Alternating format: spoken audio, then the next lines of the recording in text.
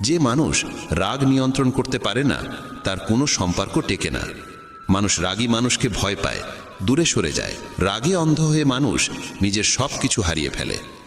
ষষ্ঠ শিক্ষায় বলা হয়েছে যে ভগবানের প্রতি পরিপূর্ণ বিশ্বাস রাখে আর তাকে আন্তরিক মনে স্মরণ করে, ভগবান অবশ্যই কোনো না কোনোভাবে তার পাশে এসে দাঁড়ান।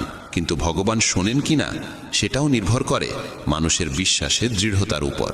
গীতায় বলা হয়েছে, কারো উপকার করলে সেটা মনে করে অহংকার করা উচিত নয়, কারণ সেই কাজের মহত্ব তখনই নষ্ট হয়ে যায়। তুমি কখনোই ভাববে না যে তুমি কাউকে সাহায্য করেছো। সাহায্য করার শক্তি আসে ঈশ্বরের কাছ থেকে, তুমি শুধু তার ব্যবহৃত এক মাধ্যম। রাগের মুহূর্তে প্রতিক্রিয়া দেওয়া মানে ঈশ্বরের নিয়ম আর কর্মফলের ন্যায় বিচারে অবিশ্বাস করা।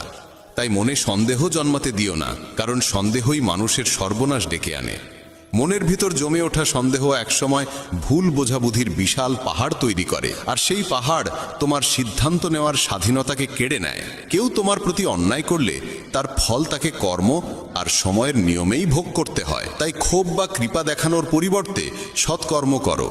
উদ্বেগে ডুবে না গিয়ে গভীরভাবে ভাবো, মনকে নিয়ন্ত্রণে রাখো, কারণ নিয়ন্ত্রণহীন মৌনই মানুষের সবচেয়ে বড় শত্রু হয়ে ওঠে এবং তাকে দিয়ে অকল্যাণের কাজ করায়। জ্ঞান সর্বদা বুদ্ধির চেয়ে শ্রেষ্ঠ, তাই জ্ঞান অর্জন করো এবং তা অন্যদের মাঝেও ছড়িয়ে দাও, যাতে তাদের জীবনও আলোকিত হয়। কাউকে সাহায্য করতে হলে তাকে এমন জায়গায় পৌঁছে দাও যেখানে সে নিজেও নিজের পথ তৈরি করতে পারে।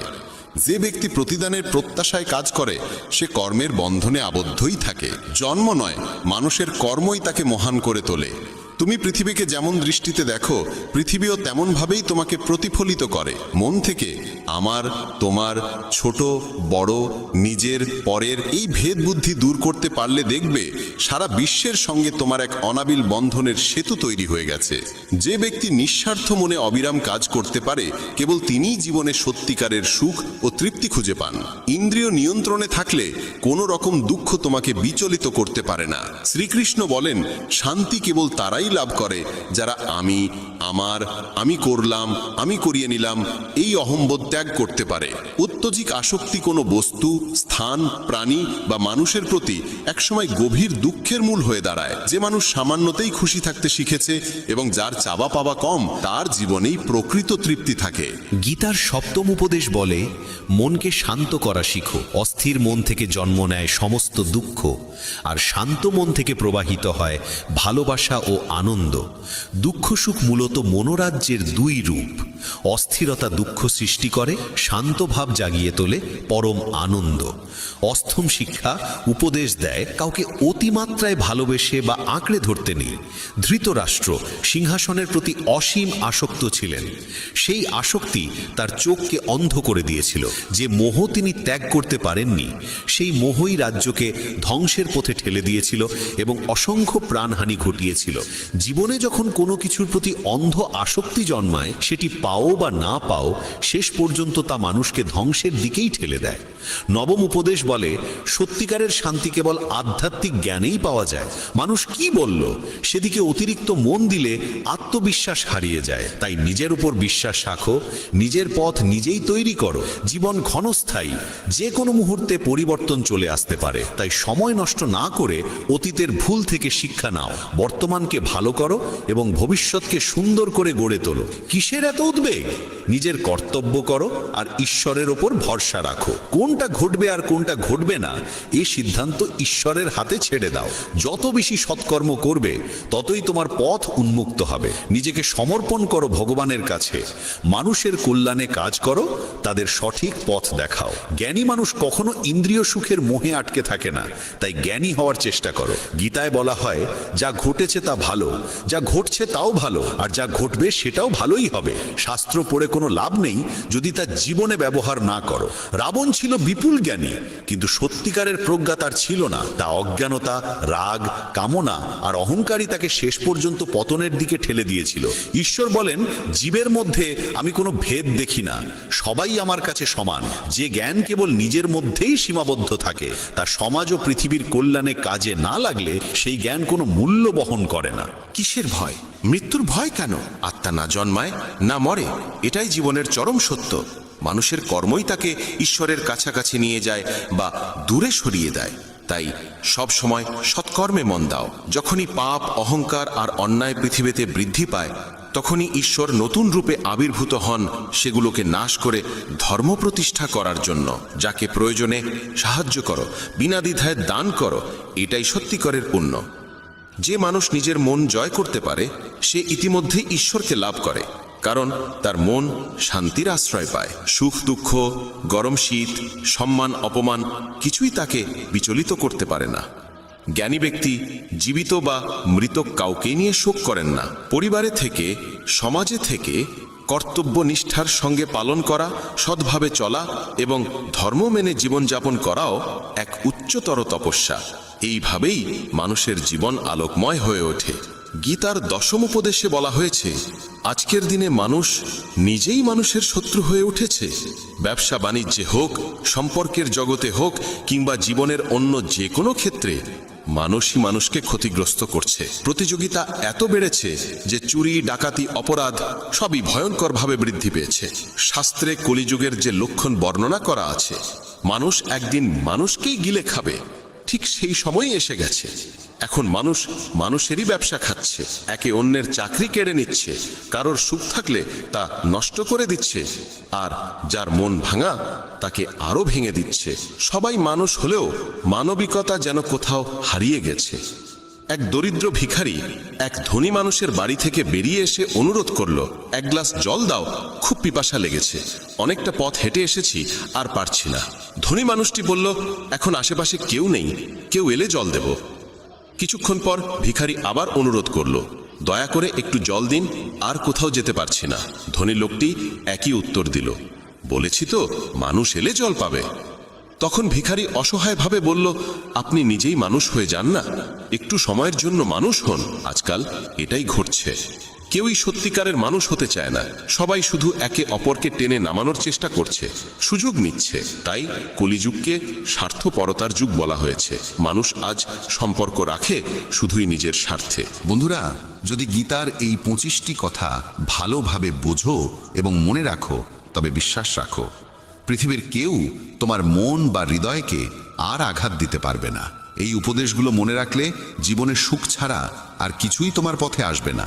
গীতার 11 উপদেশ হলো, নিজেকে কখনোই কারো ওপর নির্ভরশীল করে তুলবে না। তুমি যতক্ষণ পর্যন্ত প্রয়োজনহীন, কেউ তোমাকে আঘাত করতে পারবে না, সুযোগও নিতে পারবে না।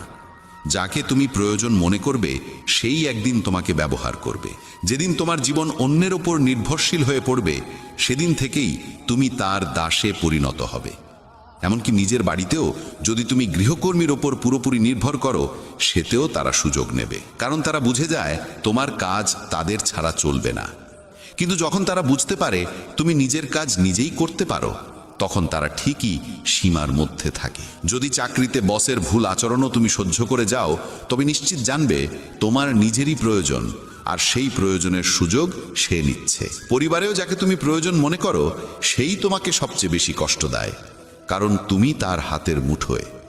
মানুষ দুর্বল কাউকে নিয়ন্ত্রণে রাখতে ভালোবাসে। তুমি যতই ভালো করো, কিছু দেবে, তবুও তারা তোমাকে নিচে ধরে রাখতেই আনন্দ পায়। তোমার যদি প্রতিভা থাকে, সেটিকেই ছেটে দেওয়ার চেষ্টা হবে, যাতে তুমি কখনোই নিজের মতো করে এগোতে না পারো। কারো ওপর নির্ভরশীল হওয়ার চেয়ে মৃত্যু ভালো, কারণ প্রয়োজন মানুষকে দাস বানিয়ে দেয়। ভাবো তো, যাদের ওপর তুমি নির্ভর করো, কষ্টও তো আসে তাদের থেকেই। প্রয়োজন শুধু শরীর বা কাজের নয়, মনেরও। আমরা কারো সঙ্গ চাই, কারো ভরসা চাই, না হলে একাকিত্ব অসহ্য মনে হয়। তখনই ভুল মানুষের দিকে আকর্ষণ জন্মায়, আর তারা সেই দুর্বলতাকে ব্যবহার করে জীবনকে নরকে পরিণত করে। মনে রাখবে, তোমার মা বাবা ছাড়া এ পৃথিবীতে কেউ জন্মায়নি যে তোমাকে ব্যবহার করবে না। তাই কখনো নিজেকে কারো প্রয়োজনের দাস বানিও না। গীতার 12 উপদেশে বলা হয়েছে, যে মানুষ ব্যর্থতার ভয়ে চেষ্টা করা বন্ধ করে দেয়, সে কখনোই জীবনে বড় সাফল্যের স্বাদ পায় না। রাগ মানুষের মনে বিভ্রান্তি সৃষ্টি করে, সেই বিভ্রান্তি মনকে অস্থির করে। অস্থির মন যুক্তিকে নষ্ট করে দেয়, আর যুক্তিহীন মানুষ ধ্বংসের দিকেই এগোয়। মহান সাফল্যের দরজা খুলে যায় যে 5টি চাবিতে: সৎ চিন্তা, মনোযোগ, সত্যনিষ্ঠা, দৃঢ় সংকল্প এবং অবিরাম পরিশ্রম। সেগুলিই মানুষের জীবনে সাফল্য এনে দেয়। পক্ষপাতহীন ও নিঃস্বার্থ কর্ম ছাড়া মুক্তি বা পরিত্রাণের আশা করা অর্থহীন। যখন মানুষ নিজের ইন্দ্রিয়ের দাস হয়ে পড়ে তখন কাম, আলস্য, লোভের মতো দোষগুলো তাকে গ্রাস করতে শুরু করে। তাই লক্ষ্য পূরণের জন্য নিজের কাজে পূর্ণ মনোযোগ, সম্পূর্ণ নিবেদন এবং নিরবিচ্ছিন্ন অধ্যবসায় অপরিহার্য। সম্পদ লাভ বা পুরস্কারের আকাঙ্ক্ষা মন থেকে দূর না করলে কাজে মনোযোগ জন্মায় না। শ্রীকৃষ্ণ বোঝান যে মানুষ কেবল কর্মের অধিকারী, ফলের নয়। তাই প্রত্যাশাহীনভাবে কাজ করতে পারলে তবেই কর্মফলের যোগ্য হওয়া যায়।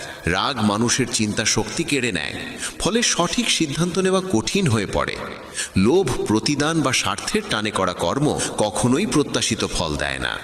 অকল্যাণকর চিন্তা দূর করার একমাত্র উপায় হল শুভ ভাবনা গ্রহণ করা এবং ইতিবাচকভাবে চিন্তা করা। মানুষের মন পরিবর্তনশীল। আমরা যাদের সঙ্গে থাকি, যে পরিবেশে সময় কাটাই, সেখান থেকেই আমাদের চিন্তাভাবনা ও অভ্যাস গড়ে ওঠে। মানুষ যা দেখে, যা শোনে, যা অনুভব করে তাতেই সাড়া দেয়। যে ব্যক্তি সৎকর্মকে নিজের সৌভাগ্য, আশীর্বাদ বলে মনে করে, সে নিজের কল্পনার চেয়েও বহুগুণ বেশি ফল পায়। আর বড় স্বপ্ন পূরণ করতে হলে মনকে কল্পনার শক্তিতে সমৃদ্ধ করতে হয়, কারণ কল্পনাই বড় স্বপ্নের প্রথম আলো জ্বালায়। গীতার ত্রয়োদশ শিক্ষা বলে যে সম্পর্কের ক্ষেত্রে সীমারেখা লঙ্ঘন হলে সেই সম্পর্ক টিকে না। বয়সে বড় কিংবা ছোট যেই হোক না কেন, সম্পর্ক তখনই সুন্দর থাকে যখন উভয়েই একে অন্যকে সম্মান দেয়, মূল্য দেয় এবং নিজ নিজ সীমার ভিতরে থাকে।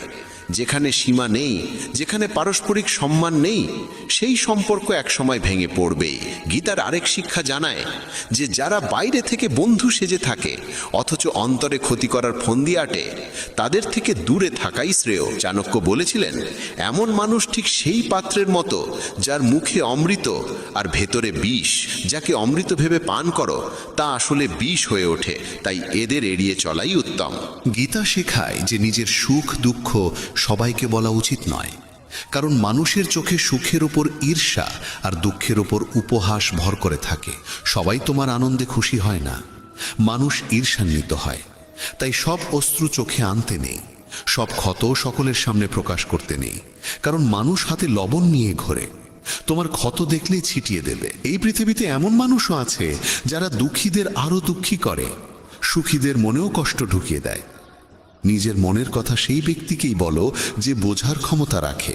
জীবনে নতুন সূচনার জন্য অনেক সময় পুরনোকে পুরোপুরি মুছে ফেলতে হয়। কুন্তী প্রশ্ন করেছিলেন, শ্রীকৃষ্ণ কেন এমন ভয়াবহ যুদ্ধ ঘটালেন? কৃষ্ণ বলেছিলেন যে অধর্ম চারিদিকে ছড়িয়ে পড়েছিল এবং নতুন যুগের পথ খুলতে হলে তার সম্পূর্ণ বিনাশ প্রয়োজন। যেমন কোনো প্রাসাদ ভেঙে পড়লে বা জীর্ণ হয়ে গেলে তা ভেঙে নতুন করে গড়া হয়, তেমনি জীবনে কিছু নতুন পেতে হলে পুরনোকেই আগে সরিয়ে ফেলতে হয়। গীতা বলে যে জীবনে যখন নিজেকে একা মনে হবে তখন বুঝতে হবে এই পৃথিবীতে মানুষ একাই আসে এবং একাই ফিরে যায়। প্রকৃত অর্থে কারোর কেউ নয়। যে পিতামাতা জীবন দেয় তারাও একদিন চলে যায়। তাহলে অন্যের কাছ থেকে কি বা আশা করা যায়? কেউ যদি পথ ছেড়ে চলে যায়, মনে রাখবে ঈশ্বর কখনো কাউকে ছাড়েন না, তিনি সবসময় সঙ্গে থাকেন।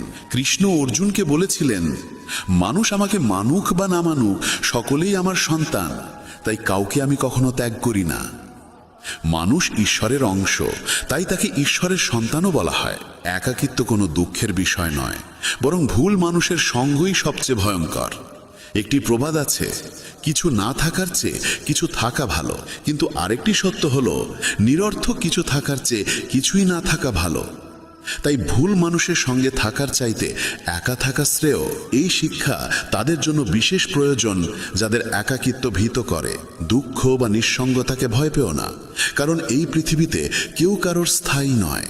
গীতা আরও জানায় যে জীবনে নতুন শুরু করতে চাইলে পুরনোকেই কখনো কখনো সম্পূর্ণ মুছে ফেলতে হয়। কুন্তীর সেই প্রশ্নের জবাবে কৃষ্ণ বলেছিলেন যে যখন অন্যায় অগাধ হয়ে যায় তখন ন্যায়ের পথে নতুন সূচনা আনতে পুরনোকে ভেঙে ফেলা ছাড়া উপায় থাকে না। পুরনো প্রাসাদ যেমন ভেঙে নতুন করে গড়া হয়, তেমনি জীবনে অগ্রসর হতে গেলে অনর্থক পুরনো বন্ধনগুলো ভাঙতেই হয়। গীতার আরেক গভীর শিক্ষা হলো ধন, ক্ষমতা বা পদমর্যাদার অহংকার মানুষকে পতনের দিকে ঠেলে দেয়। দুর্যোধন গর্ব করত ভীষ্ম, দ্রোণ বা কর্ণের মতো যোদ্ধা তার পাশে আছে, তাই পাণ্ডবদের হারানো তার কাছে সহজ। এই গর্বই তাকে পতনের দিকে নিয়ে গেল। যে ব্যক্তি সম্পদ বা ক্ষমতার দম্ভে অন্যকে হেয় করে, একদিন সেই অহংকারই তার ধ্বংসের কারণ হয়। তাই যত বড়ই হও, যত সফলই হও, অহংকার যেন কখনো তোমাকে স্পর্শ না করে। শ্রীকৃষ্ণ অর্জুনকে আরও বোঝালেন যে মৃত্যু জীবনের অবশ্যম্ভাবী সত্য। মৃত্যু কখনোই এড়ানো যায় না, শুধু সময়টা কিছুটা এগোতে বা পিছোতে পারে। এই দেহ আসলে এক ভাড়াটে বাসার মতো, যেখানে আমরা সাময়িক অতিথি মাত্র। দেহের পরিণতি নিশ্চিত, কিন্তু আত্মা চিরন্তন এবং অবিনশ্বর। যে ঘটতে নির্ধারিত তা কোনো উপায় এড়িয়ে যাওয়া যায় না। যা ভাগ্যে নেই তা নিয়ে দুঃখে ডুবে থাকা বা উদ্বেগে ভোগা শুধু নিজের কষ্টই বাড়ায়। যে জন্মেছে সে মরবেই, আর যে মরেছে সে পুনর্জন্ম লাভ করবে। এই নিয়মের বাইরে কেউ নেই। তাই যেটা অবধারিত তার জন্য শোক করা একেবারেই অর্থহীন। সত্য থেকে মুখ ফিরিয়ে থাকা কখনো বুদ্ধিমানের কাজ নয়, কারণ জ্ঞানী মানুষের পরিচয় হলো সত্যকে গ্রহণ করার ক্ষমতা। মিথ্যেকে সত্য ভেবে জীবন কাটানো নিজেকেই প্রতারণা করা। অনেক সময় নিজের ব্যক্তিগত চিন্তাধারাই ভুল বোঝাবুঝির সৃষ্টি করে। তাই নিজের ভাবনা জোর করে অন্যের ওপর চাপিয়ে দেওয়া উচিত নয়। কাম, ক্রোধ ও লোভ, এই তিনকে বলা হয়েছে নরকের দ্বার। এই তিন যদি মানুষের মন দখল করে ফেলে, তবে জন্ম মৃত্যুর চক্র থেকে মুক্তি পাওয়া যায় না। যেমন আগুন ধাতুকে পরীক্ষা করে, তেমনি প্রতিকূলতা সাহসীদের পরীক্ষা নেয়। মানুষের প্রথম শত্রু কিংবা প্রথম বন্ধু তার নিজের মন।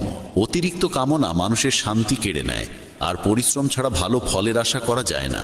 যদি ধর্মের পথে চলতে চাও, তবে ফলাফল নিয়ে চিন্তা না করে নির্ভয়ে নিজের কর্তব্য পালন করতে হবে। গীতার 22তম উপদেশ হল, যেখানে ভালোবাসা, সম্মান বা মূল্য নেই, সেখানে কখনো থাকা উচিত নয়। মহাভারতের যুদ্ধ শুরুর আগে শ্রীকৃষ্ণ শান্তির প্রস্তাব নিয়ে হস্তিনাপুর গিয়েছিলেন। তখন শকুনি দুর্যোধনকে বলেছিল যে কৃষ্ণকে সম্মান দেখাও, তাকে নিজের পক্ষে টেনে আনলে পাণ্ডবেরা দুর্বল হয়ে যাবে। দুর্যোধন কৃষ্ণকে তার গৃহে নিমন্ত্রণ জানিয়ে বলল তার আতিথ্য গ্রহণ করতে। কৃষ্ণ তখন বললেন, যে বাড়িতে গভীর ভালোবাসা থাকে বা যেখানে কোনো বড় বিপদে পড়া মানুষ শরণ নেয়, কেবল সেই দুই অবস্থাতেই অন্যের গৃহে আহার করা উচিত। দুর্যোধনের প্রতি তার কোনো ভালোবাসা নেই, আর কৃষ্ণ কোনো বিপদেও পড়েননি। তাই স্বার্থপর মানুষের বাড়িতে যাওয়া যায় না। এখান থেকেই শিক্ষা, যেখানে ভালোবাসা, সম্মান বা মূল্য নেই, সেখানে থাকা মানেই অপমান ডেকে আনা। মানুষকে থাকতে হবে সেই জায়গায় যেখানে তাকে সত্যিই শ্রদ্ধা করা হয়। গীতার 23তম উপদেশে বলা হয়েছে, মূর্খ ও দুষ্ট মানুষের কাছে জ্ঞান দেওয়া উচিত নয়। তারা তা সহ্য করতে পারে না, তাদের অহংকার আহত হয়, আর সময় এলে তারা সেই মানুষকেই ক্ষতি করে। মানব জীবন অত্যন্ত মূল্যবান, তাই এটিকে বিফলে নষ্ট করা ঠিক নয়। এমন কর্ম করতে হবে যা ভবিষ্যৎ প্রজন্মকে পথ দেখাবে। শ্রীকৃষ্ণ অর্জুনকে বলেন যে জীবনের মর্যাদা বোঝে এমন মানুষই জীবনের সঠিক মূল্য নির্ধারণ করতে পারে। নিজেকে শ্রেষ্ঠ করে তুলতে পারলে একদিন বিশ্ব তার মর্যাদা স্বীকার করবে। জীবন অতীতে নেই, ভবিষ্যতে নেই, জীবন আছে এই বর্তমান মুহূর্তে। তাই বর্তমানটিকেই আনন্দে বাঁচতে হবে। শ্রীকৃষ্ণ বলেন তিনি তার বহু জন্মের স্মৃতি মনে রাখেন, কিন্তু মানুষ সেই স্মৃতি ভুলে যায়। মানুষ নিজের জীবনকে যোগ্য করে তোলার মাধ্যমেই সুখ সাফল্য অর্জন করতে পারে। ঈশ্বর জীবনে বহু সুযোগ দেন, কিন্তু ইন্দ্রিয়ের দাস হয়ে মানুষ সেসব সুযোগ কাজে লাগাতে পারে না। সৎকর্মের সুযোগ কখনো হারানো উচিত নয়। যে ব্যক্তি প্রতিদানের আশা ছাড়া নিজের কর্তব্য করে, তার জীবনই সত্যিকার অর্থে সফল হয়। ভুল কাজের পর ভালো কাজ করলেও পূর্বের পাপের প্রতিক্রিয়া কোনো না কোনোভাবে ভোগ করতেই হয়। শ্রীকৃষ্ণ বলেন, সত্যিকারের যোগী সেই মানুষ যে নিষ্ঠার সঙ্গে নিজের কর্মকে ধর্ম বলে গ্রহণ করে, কিন্তু ফলাফলের প্রতি আসক্ত থাকে না। যে কর্মফল চায় না এবং অপছন্দও করে না, তাকেই সন্ন্যাসী বলা হয়। মানুষের জীবনে যে কোনো উচ্চ অবস্থান অর্জন করা সম্ভব যদি সে নিজের মনকে নিয়ন্ত্রণ করে এবং নিজের উপর আস্থা রাখে। ঈশ্বর দুর্বলতা দেন, কিন্তু মর্যাদা মানুষের নিজের মনই তৈরি করে। গীতার 24তম উপদেশে বলা হয়েছে, যতই ভালো হও না কেন, যদি খারাপ মানুষের সঙ্গ গ্রহণ করো, তবে তাদেরই পরিণতি ভোগ করতে হবে। ভীষ্ম পিতামহ সচ্চরিত্র ছিলেন, দ্রোণ ছিলেন ব্রাহ্মণ, কিন্তু দুজনেই অধর্মের পাশে দাঁড়িয়েছিলেন। তাই শেষ পর্যন্ত তাদের মৃত্যু হল অত্যন্ত যন্ত্রণাদায়কভাবে। এর থেকেই বোঝা যায় খারাপ সঙ্গ কখনোই সুখ দেয় না। অনেক সময় শুধু তাদের পাশে থাকলেই তাদের কর্মফলের বোঝা বহন করতে হয়। তাই সব সময় উত্তম সঙ্গেই থাকা উচিত। গীতার 25তম উপদেশে বলা হয়েছে, যে মানুষ প্রতারণা করে তার পরিণতিও হয় অত্যন্ত করুণ। শকুনীয় দুর্যোধন জীবনের প্রতিটি পদক্ষেপে পাণ্ডবদের প্রতারণা করেছে। ফলে দুর্যোধনের সমস্ত পরাক্রমী যোদ্ধাই প্রতারণার মাধ্যমেই প্রাণ হারিয়েছিল, কারণ কর্মফল কাউকে ছেড়ে দেয় না। মানুষ যেমন কর্ম করে তেমনই ফল পায়। যে অন্যকে প্রতারণা করে কোনো একদিন অন্য কেউ এসে তাকে প্রতারণার শিকার করে, এটাই কর্মের নিয়ম। গীতার 26তম উপদেশে বলা হয়েছে, জীবনে কষ্ট এলেই সাহস হারানো যাবে না। সামান্য ধৈর্যই সবচেয়ে কঠিন সংকটকে অতিক্রম করার শক্তি দেয়। এক রাজা একদিন তার গুরুদেবকে বলেছিলেন যে রাজ্যে সব ধরনের সমৃদ্ধি আছে, কিন্তু খারাপ সময়ের জন্য কোনো মানসিক প্রস্তুতি নেই। তখন গুরু একটি তাবিজ তার হাতে বেঁধে দিয়ে বলেছিলেন, জীবনে এমন সময় এলো যখন মনে হবে এর চেয়ে খারাপ আর কিছু হতে পারে না, তখন এই তাবিজ খুলে এর ভেতরের মন্ত্রটি পড়বে, তাতেই তুমি অপার শক্তি পাবে। একদিন সেই ঘটনারই মতো সময় এসে দাঁড়ালো। হঠাৎ আরেকজন রাজা তার রাজ্যে আক্রমণ করল, আর বাধ্য হয়ে তিনি অল্প কয়েকজন অনুচর নিয়ে রাজ্য ও নগরী ছেড়ে পালালেন। সেই মুহূর্তে রাজা গভীর দুঃখে ডুবে গেলেন। তার মনে পড়ল, গুরু বলেছিলেন জীবনে যখন সত্যিই ভয়াবহ সময় আসবে তখন তাবিজ খুলে ভেতরের মন্ত্রটি পড়তে। সেই মন্ত্রই তাকে শক্তি দেবে। রাজা ভাবলেন, এর চেয়েও দুঃসময় আর কি হতে পারে। তিনি তাবিজটি খুললেন, আর ভেতরে লেখা ছিল, এই সময়টাও কেটে যাবে। এই বাক্য পড়েই তিনি এক অদ্ভুত দৃঢ়তায় ভরে উঠলেন। তিনি বিশ্বাস করলেন, বর্তমান দুঃসময় চিরস্থায়ী নয়, এটিও একদিন শেষ হবে। তাই সাহস হারানো চলবে না। তিনি ঠিক করলেন, আবার সেনাবাহিনী গুছিয়ে তুলতে হবে। রাজা সৈন্যদের একত্র করলেন, আক্রমণকারী রাজাকে মোকাবিলা করলেন এবং শেষ পর্যন্ত নিজের রাজ্য পুনরুদ্ধার করলেন। জীবনে যত ভয়াবহ পরিস্থিতি আসুক না কেন, কোনো অবস্থাই স্থায়ী নয়। দুঃসময় একদিন নিশ্চয়ই কেটে যায়। আমরা জীবনে অসংখ্য দুঃখ কষ্টের মুখোমুখি হই, কিন্তু প্রতিবারই সেগুলোকে অতিক্রম করে ওঠার শক্তি পাই। একইভাবে তোমার জীবনেও যদি কোনো কঠিন সময় আসে, বিশ্বাস রাখো এটিও একদিন সরে যাবে। তাই কখনোই সাহস হারিও না। ধৈর্য ধরে টিকে থাকতে পারলে জীবনের সবচেয়ে কঠিন ঝড়ও শান্ত হয়ে যায়। গীতার 27তম উপদেশ হলো, এই যুগে অতিরিক্ত ভালো হতে নেই, না হলে মানুষ তোমাকে শোষণ করে নিঃস্ব করে দেবে। পাণ্ডবদের জীবনী শেখায়, নিতান্ত সৎ হওয়াই কখনো কখনো বড় কষ্টের কারণ হয়। তারা সর্বদা ন্যায়ের পথে চলেছে, কখনো অন্যায় করেনি, তবুও রাজ্য হারিয়েছে। তাদের স্ত্রীকে প্রকাশ্যে অপমান করার চেষ্টা হয়েছে, তাদের ভিক্ষা করে বাঁচতে হয়েছে, কারণ তারা ছিলেন অতিরিক্ত ভালো। তখন যেমন ছিল, আজকের পৃথিবী তো আরও কঠিন। মানুষ সৎ মানুষকে কম সম্মান দেয়, বরং বেশি ব্যবহার করে। তুমি যত ভালো ব্যবহার করবে, অনেকেই তোমার সঙ্গে তত খারাপ আচরণ করবে। তুমি অন্যদের খুশি করার জন্য সর্বোচ্চ চেষ্টা করবে, আর তারা তোমাকে কাজে লাগানোর পথ খুঁজবে। তাই আজকের দিনে সুখী থাকতে হলে অত্যধিক ভালো হওয়ার দরকার নেই। এর মানে এই নয় যে তোমাকে খারাপ হতে হবে, বরং নিজের চোখে নিজেকে ভালো রাখো। বিশ্বের চোখে ভালো দেখাতে গিয়ে নিজেকে দুর্বল করে দিও না। গীতার 28তম উপদেশ হলো, অতীতকে ভুলে যেতে শেখো, কারণ অতীতের কষ্ট আঁকড়ে বাঁচলে আজকেও সুখী থাকা যায় না। জ্ঞানীরা অতীতের জন্য হাহাকার করেন না। অতীত যেমনই হোক, তা বর্তমানকে গ্রাস করতে দেওয়া ঠিক নয়। যা ঘটেছে তা থেকে শিক্ষা নাও, ভাবো আর যেন এমন না হয়, তারপর এগিয়ে যাও। অনেকেই বলেন, ওই মানুষ আমাকে এত অন্যায় করেছে, তাই আমি আজ এত দুঃখী। কেউ কেউ সারা জীবন অন্যদের দোষ দিতে দিতে নিজের কষ্ট বাড়িয়ে তোলে। কিন্তু যতক্ষণ তুমি অন্যকে দোষ দেবে, ততক্ষণ কখনো সুখী হতে পারবে না, সামনে এগোতেও পারবে না। অতীত বদলানো যায় না, মানুষ কি করেছে তাও বদলানো যায় না, কিন্তু বর্তমান তোমার হাতে, সেটাকে তুমি যেমন চাও তেমন গড়তে পারো। আগামী দিনের দুঃখ এড়াতে চাইলে আজকে বাঁচো। তুমি পৃথিবীতে কাউকে পাবে না যে ভবিষ্যতের ভরসায় সুখে থাকে। সুখী সেই যে আজকার মুহূর্তে নিজের জীবন কাটায়। ভবিষ্যতের চিন্তা শুধু দুঃখ, আফসোস আর অনিশ্চয়তায় ভরিয়ে তোলে। তাই যতটা সম্ভব অতীতকে ভুলে যাও এবং বর্তমানকে নিজের করে নাও। গীতার শিক্ষা বলছে, ভবিষ্যতের ভয় দুঃখ কমে না, বরং ভয় সব শান্তি কেড়ে নেয়। তুমি কাকে ভয় করবে? কে তোমাকে মারতে পারে? তুমি দেহ নও, দেহ কেবল কর্ম সম্পন্ন করার মাধ্যম। তুমি আত্মা, অমর ও চিরন্তন। অসংখ্য জন্মে তুমি অসংখ্য দেহ ধারণ করেছ, আর এখন মানুষের শরীর পাওয়া তোমার পুণ্যের ফল। এই জীবনকে কাজে লাগানোর একমাত্র উদ্দেশ্য হলো সৎকর্ম, দয়া আর নিঃস্বার্থ সাহায্য করা। যে নিরন্তর ভক্তি ভরে ঈশ্বরকে স্মরণ করে সে অবশ্যই ঈশ্বরকে পায়। কেউ ঈশ্বরের অস্তিত্ব অস্বীকার করলেও তাতে তার কিছু যায় আসে না। মানুষের মন পবিত্র, কর্ম সৎ আর চরিত্র ভালো হওয়াই প্রকৃত যোগ্যতা। ঈশ্বর ভক্তির ক্ষুধার্ত। কেউ যদি ভালোবাসা ও ভক্তিসহ একটি পত্র, একটি ফুল, ফল বা জলও অর্পণ করে, ঈশ্বর তা গ্রহণ করেন। ভক্তি নেই এমন অর্ঘ্য যতই বাহুল্যপূর্ণ হোক মূল্যহীন। নিঃস্বার্থ সাহায্য, দানকে সেবা হিসেবে গ্রহণ করা, পক্ষপাতবিহীন সিদ্ধান্ত এবং কর্তব্য পালন, এসবই ঈশ্বর ভক্তির সমান। এরাই ঈশ্বরের প্রিয়। তাকে ভালোবাসবে তা গভীরভাবে ভাবা জরুরি, কারণ যে ভালোবাসার মূল্য বোঝে না তার কাছ থেকে দূরে থাকাই শান্তির পথ। আজকাল অনেকেই ভালোবাসার নাম করে সবচেয়ে বেশি কষ্ট দেয়। প্রেম, যা স্বভাবতই পবিত্র, মানুষের স্বার্থ আর অসচেতনতার কারণে বিষের মতো তিক্ত হয়ে যায়। অনেকেই বিশ্বাস আর মমতাকে ব্যবহার করে অন্যের হৃদয় ভেঙে দেয়। তুমি যদি কাউকে সত্যিই ভালো না বাসো, তবে সে কখনোই তোমাকে আঘাত করতে পারবে না। যে সম্পর্কই হোক, যদি তুমি কাউকে সীমাহীন ভালোবাসো আর সে যদি সেই ভালোবাসার যোগ্য না হয়, তবে তার বিনিময়ে কেবলই দুঃখ ও যন্ত্রণা ফিরে আসে। প্রেম নিজে কোনোদিন কষ্টের কারণ হয় না। কষ্ট দেয় সেই মানুষ যে তোমার মমতার মূল্য দিতে অক্ষম।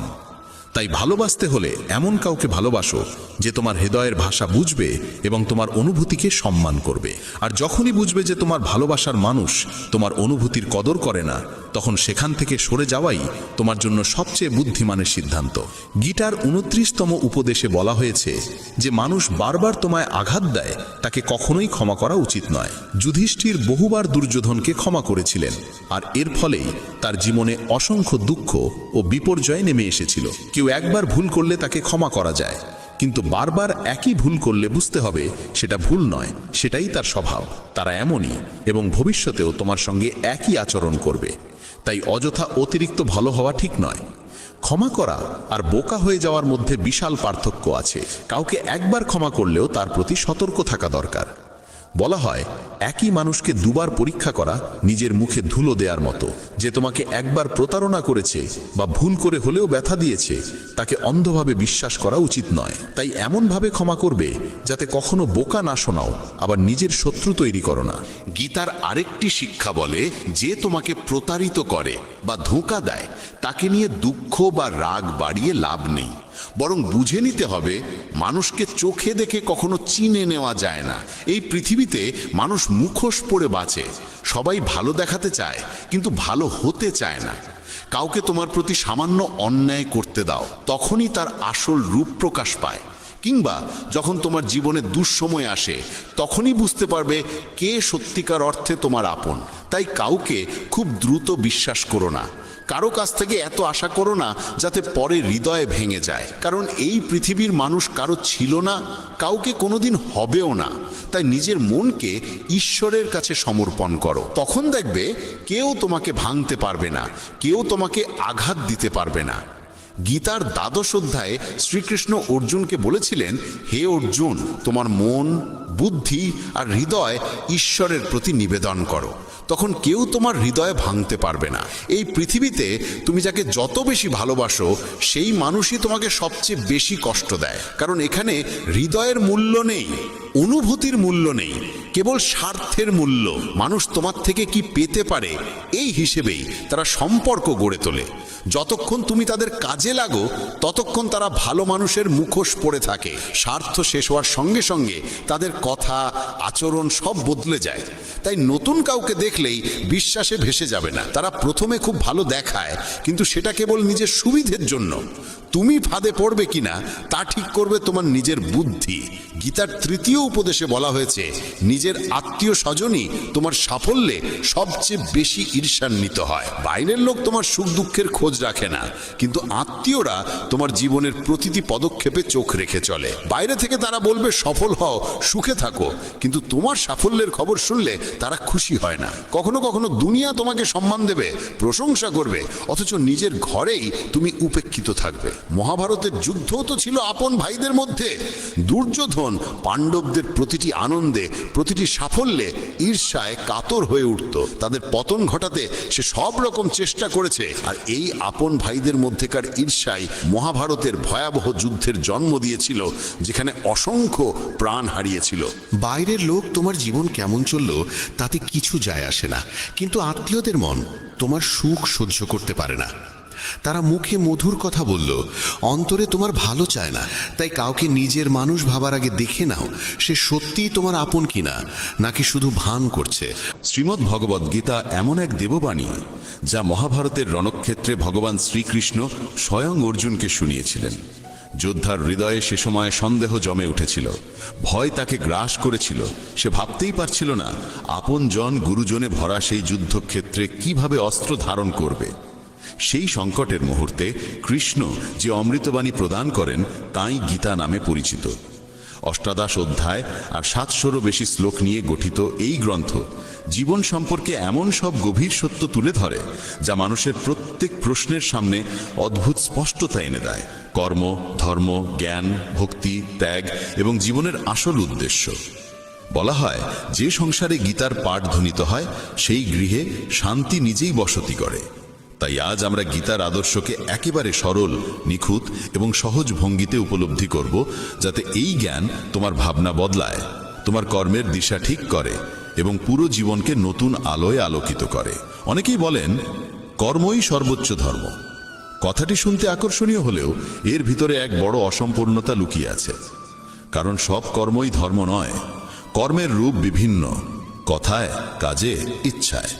কেউ চুরি করে, কেউ মিথ্যা বলে, কেউ অন্যের হৃদয়ে আঘাত করে, এগুলিও কর্ম, কিন্তু ধর্মের সঙ্গে এদের কোনো সম্পর্ক নেই। তাই গীতা শেখায় কর্ম নয়, সৎ কর্মই ধর্ম। সেই কর্মই ধর্ম যা সত্যের সঙ্গে যুক্ত, দয়ার সঙ্গে জড়িত, ন্যায় ও শুভবুদ্ধির প্রতিফলন, যে কর্ম কারো অমঙ্গল ঘটায় না এবং আত্মাকে পরিশুদ্ধ করে। ধর্মসঙ্গত কর্ম জীবনকে দীপ শিখার মতো আলোকিত করে।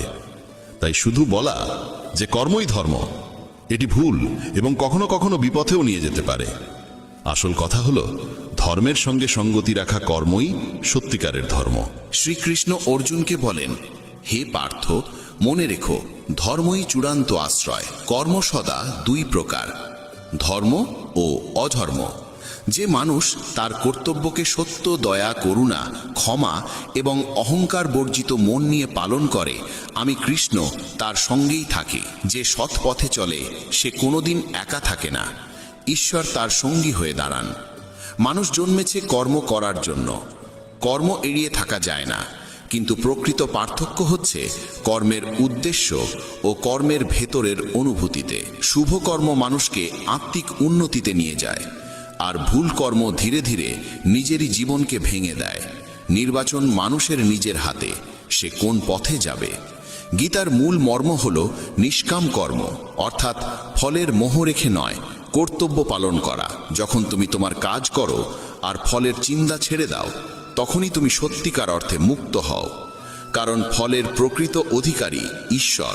আমাদের কাজ কেবল সৎভাবে, দয়া নিয়ে, সত্যনিষ্ঠ মনে কর্ম সম্পাদন করা এবং তাকে ঈশ্বরের কাছে সমর্পণ করে দেওয়া। এতে মন পরিষ্কার হয়, কর্মের বোঝা হালকা হয়ে যায় এবং জীবন সহজ হয়ে ওঠে।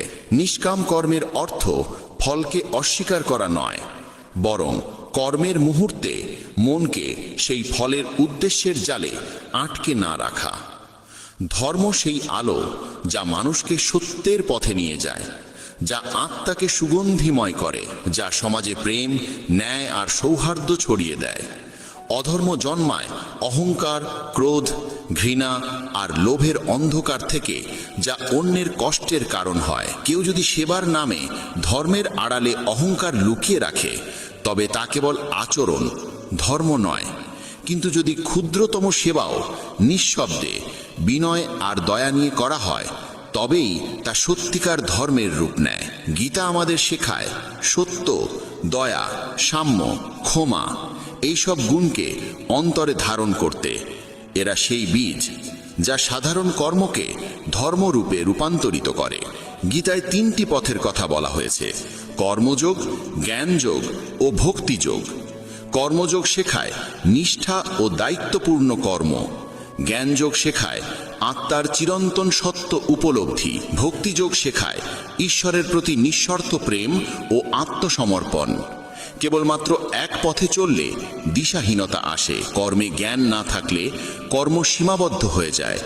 জ্ঞান থাকলেও ভক্তির স্নেহ না থাকলে জীবন শুষ্ক হয়ে পড়ে। তাই এই 3 পথ একত্রে জীবনকে সার্থক করে। যখন অর্জুন যুদ্ধক্ষেত্রে দাঁড়িয়ে দ্বিধার টানাপোড়েনে ভেঙে পড়েছিল, সেই মুহূর্ত মানুষের জীবনের বহু সংকটের প্রতিচ্ছবি। যখন সম্পর্ক, অনুভূতি আর দায়িত্ব একে অপরের বিপরীতে দাঁড়ায়, তখন মন পথ হারায়। গীতা তখনই বলে, প্রথমে নিজের কর্তব্যকে চিনে নাও, তারপর সিদ্ধান্ত নাও। কৃষ্ণ অর্জুনকে শুধু চোখের সামনে থাকা সত্য নয়, জীবনের বৃহত্তর সত্য দেখতে শেখান। আত্মার অমরত্ব, ধর্মের মহিমা এবং কর্মফলের চিরন্তন বিধান। আমাদের দৈনন্দিন জীবনেও পরিবার, কাজ, সমাজ সবই কখনো কখনো কঠিন পরীক্ষায় ফেলতে পারে। গীতা শেখায়, ভয় আর সন্দেহের অন্ধকারে ডুবে না গিয়ে আমাদের উচিত যুক্তি, বিবেক আর ধর্মকে ভিত্তি করে পথ নির্বাচন করা। শ্রীকৃষ্ণ বলেন, যে মানুষ সত্যে স্থির, দয়ারসে সিক্ত, আত্মনিয়ন্ত্রিত, অহংকারহীন এবং সকল প্রাণীর প্রতি সমান করুণা রাখে, সে আমার পরম প্রিয়। তার জীবন সরল, সত্যভিত্তিক এবং গভীর প্রভাবশালী। এমন মানুষের পাশে আমি সর্বদা থাকি। সত্যবাদিতা, দয়া, ক্ষমাশীলতা, নম্রতা, কর্তব্যনিষ্ঠা, সন্তুষ্টি, এই গুণগুলো মানুষকে নির্মল করে এবং জীবনকে স্থায়ী শান্তিতে ভরিয়ে তোলে। কৃষ্ণ বলেন, কর্ম করো, কিন্তু ফলের মোহে নিজেকে বেঁধে ফেলো না। ফলের দাসত্ব থেকে মুক্ত হওয়া মানেই মনকে শান্ত রাখা, আবেগকে স্থির করা। আমরা বীজ বপন করি, কিন্তু গাছের জন্ম আর ফলের সময়, এ দুটোই ঈশ্বর ও সময়ের দান। তাই সর্বোচ্চ চেষ্টা করো, কিন্তু ফলকে নিজের বলে দাবি করো না। এতে কর্ম পবিত্র হয়ে ওঠে। কোনো কাজ শুরু করার আগে তার ভালো মন্দ পরিণতি ভেবে নাও। দেখো যে কর্মটি অন্যের ক্ষতি করবে কিনা। প্রত্যেক কাজে নম্রতা রাখো, ভান নয়, সত্যিকারের সহানুভূতি রাখো, কর্তব্যে সততা রাখো আর কর্মকে ঈশ্বরের কাছে অর্পণ করো। দিনের শেষে নিজের কাজগুলোর দিকে ফিরে তাকাও। আজ কি আমার কোনো কর্ম কারো অমঙ্গল করেছে, নাকি সত্যের পথে ছিলাম? এই আত্মপরীক্ষাই সাধারণ কর্মকে ধর্মের রূপ দেয়। গীতার আরেকটি মহাসত্য হল, আসল শান্তি ও আনন্দ বাইরে নয়, অন্তরের গভীরে। আত্মা নিত্য, জন্ম মৃত্যুর ওপারে। এই জ্ঞান গ্রহণ করলে মৃত্যু ভয়, সুখ দুঃখের ওঠানামা সবই হালকা হয়ে যায়, আর মানুষ দৃঢ়ভাবে জীবন যাপন করতে শেখে। প্রতিদিন কিছু সময় মনকে শুদ্ধ করো, ধ্যান, প্রার্থনা বা গীতা পাঠে। এতে মন স্থির হয়, সিদ্ধান্ত পরিষ্কার হয়ে ওঠে। ভক্তি মানে ঈশ্বরের প্রতি সহজ, সত্য এবং নিঃস্বার্থ প্রেম। ভক্তি কোনো জটিল আচারের সমষ্টি নয়, এটি হৃদয়ের পবিত্রতা। যখন তুমি তোমার কর্মকে, ভাবনাকে, অনুভূতিকে ঈশ্বরের চরণে নিবেদন করো, তখন জীবন নতুন আলোয় ভরে ওঠে। শুধু মন্দিরে গিয়ে ঘণ্টা বাজানোই ভক্তি নয়। ভক্তি হলো হৃদয়ের নরম স্পর্শ, যেখানে প্রেম নিজে থেকেই ঈশ্বরকে খুঁজে নেয়। ভক্তির আসল অর্থ কখনো শুধু উপাসনা বা মন্দিরে যাওয়ার মধ্যে সীমাবদ্ধ নয়, বরং প্রতিটি কাজকে ঈশ্বরকে উৎসর্গ করা এবং প্রতিটি প্রাণে তার উপস্থিতি খুঁজে পাওয়া।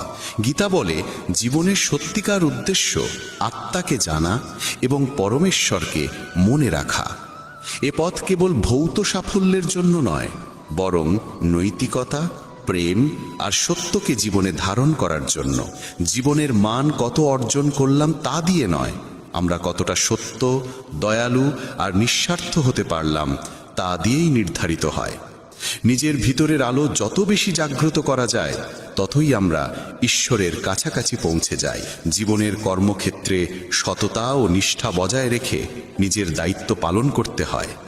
পদোন্নতির অন্যায় আচরণ দেখে মন ভারী হতে পারে, কিন্তু গীতার পথ বলে ফলের জন্য ক্ষুব্ধ না হয়ে নিজের কর্তব্য যথাযথভাবে সম্পন্ন করা, পরিবারে নিজের দায়িত্ব সততার সঙ্গে পালন করা, বাবা মায়ের সেবা করা, সন্তানদের লালন পালন করা সবই ভক্তির অংশ, যদি তাতে অহংকার না জড়িয়ে যায়।